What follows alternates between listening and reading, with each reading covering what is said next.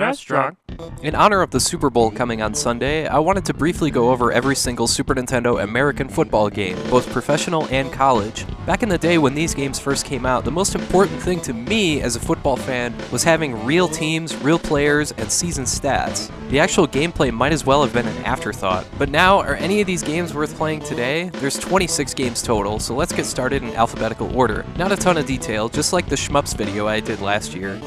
First we have ABC Monday Night Football, and right off the bat we have a game that does not have an NFL license, so it has made-up teams, which are pretty amusing. Selecting plays is treated like Tecmo Bowl, which is okay, although you only get 8 plays to choose from. And holy crap, is this game slow. It's like the players are running through oatmeal and the field is like 10 miles long. Passing is functional enough, but running the ball is useless. I'd avoid this one, although it's pretty hilarious when you get tackled.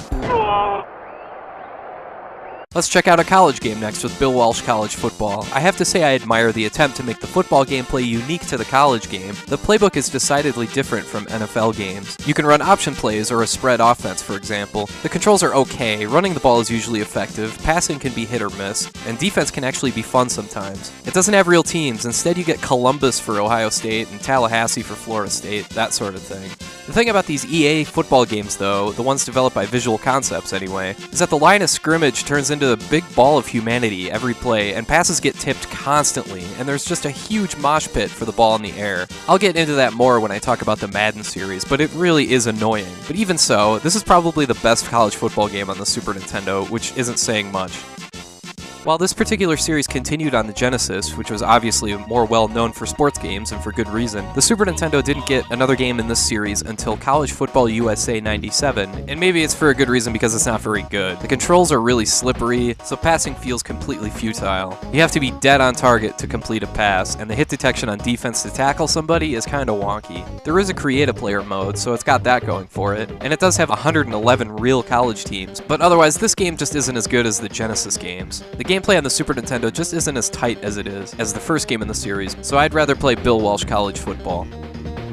Next is Capcom's MVP Football. It sure seemed like Capcom could do no wrong in the Super Nintendo era, what with Street Fighter II, Mega Man X, and the like, but this game is not near the quality of those. The controls are really goofy. The R button is the action button for everything. It snaps the ball, it selects your guy on defense, and it throws it too after using another button to select a receiver. Once you get past this goofiness, the game is not bad. The actual football stuff is pretty limited. It has real teams but not real players. There's nothing as fancy as like a no-huddle offense, but the gameplay itself has held up okay over time.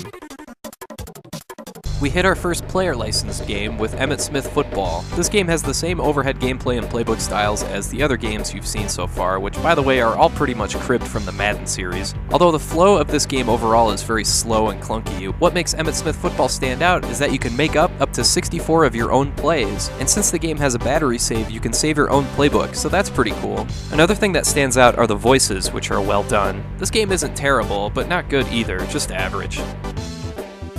Then there's ESPN Sunday Night NFL. This game is awful. It feels like one of those games that cared way more about presentation than the actual gameplay. The appeal at the time was seeing and hearing Chris Berman and the ESPN logo and all that, when in fact the actual gameplay here is atrocious. The graphics are terrible, and I could not feel less in control when playing here. Every pass is a balloon, and it's a total crapshoot if the guy will catch it or not. Avoid this game. Football Fury cracks me up because the game doesn't have an NFL license, but they sure tried with the teams they made up. The Minnesota Vulcans, the Green Bay Hippos. Well, close enough. This game is awful though. Another game where as a player, you just don't feel in control at all. It feels like the game is playing you more than anything else. You pick a play, you snap the ball, and stuff just sort of happens. It's a little better than ESPN Monday Night NFL, but not by much.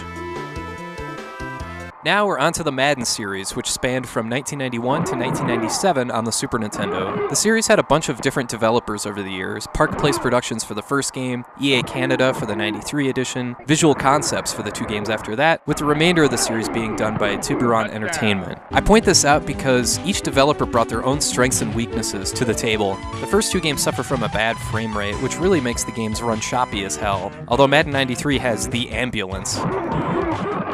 94 and 95 suffer from the same problems as Bill Walsh College Football. The line of scrimmage just turns into a huge mosh pit immediately, and every other pass is tipped right when you throw it. It is really annoying, and it makes the game almost broken.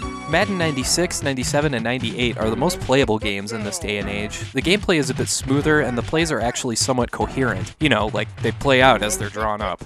Madden 97 and 98 introduces the front office stuff, like trades, into the series, but it's seriously comical how those two in particular are nearly the exact same game with just different menus and updated rosters. But hey, if you've got a hankering for a Super Nintendo Madden game, 97 or 98 are the two to get. It literally doesn't matter which one because they're practically identical.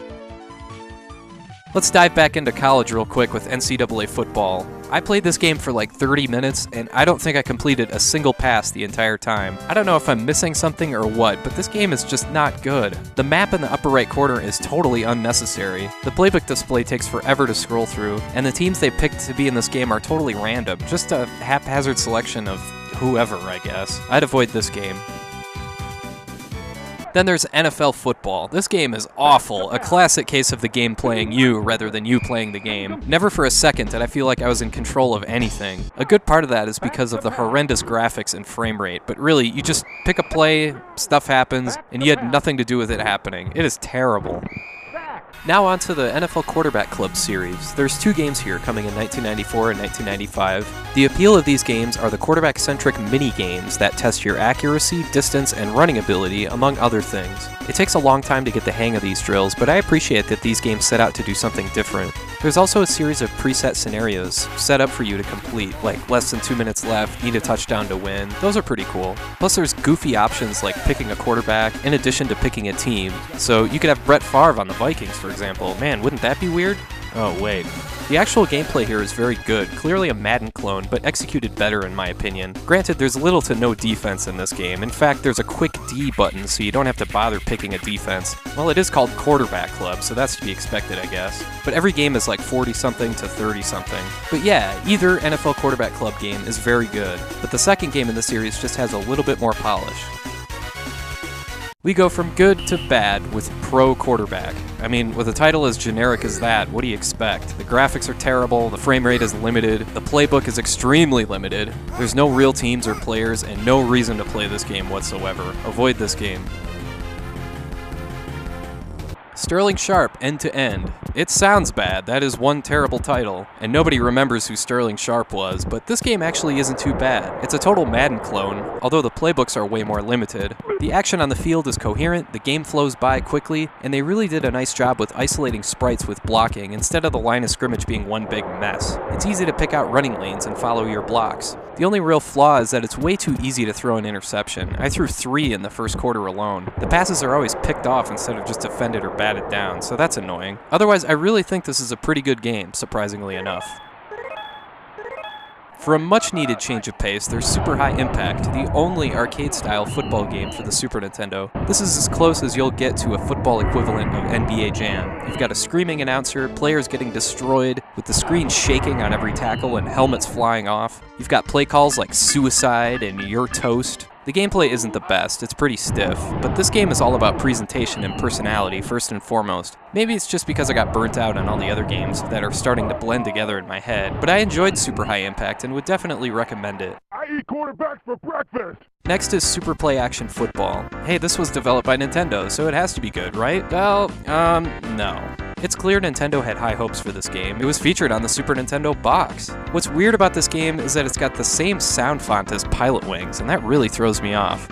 Anyway, you can play as pro teams, college teams, or high school teams? Okay. As you can see, the gameplay here is totally different with a diagonally slanted overhead view, and the gameplay overall is really slow. Every play takes an eternity, and I hate not being able to see downfield. It makes passing practically impossible. The idea is to use the map on the left, but it's so awkward. Super Play Action Football is a rare case where Nintendo just got it completely wrong. Avoid this game. Finally, we get to the excellent Tecmo Bowl series. Real teams, real players, stats, and a ton of game modes, and classic simple gameplay with the wide side view where you can see most of the field. The gameplay is the same as the NES games, where you have 8 basic plays, but with a lot of variations. The goal on defense is to pick the same play as your opponent, and if you do that, the play is stopped in its tracks. I love this style of gameplay because the football almost becomes secondary, and you become wrapped up in the strategic element. Anyway, Tecmo Super Bowl is literally just a souped up version of the same game for NES. The second game improves the graphics and expands the playbook while keeping the gameplay intact. The third game is pretty much the same as the second game, but with a tiny bit more polish. You really can't go wrong with any of these games, but in my mind the third game is the best in the series and the best football game on the Super Nintendo. But I wouldn't blame anyone if they preferred the first game. Lastly, coming to you from the same developer that gave you Pro Quarterback, it's Troy Aikman NFL Football. This is almost the same thing as Pro Quarterback, just as limited but less generic since they at least have the real teams. The camera is zoomed out a bit and the graphics are barely a tiny bit better, so this game is playable at least. It's still total crap, but it is playable. Phew, okay, that's it. That's every American football game on Super Nintendo. Here's how I'd rank the 5 best using only one game per series. Number 5, Madden 97 or 98. Seriously, they're like the same game. Number 4, Super High Impact. Number 3, Sterling Sharp End to End. Number 2, NFL Quarterback Club 96. And number 1, Tecmo Super Bowl 3. Thanks for watching, and I hope you have a great rest of your day.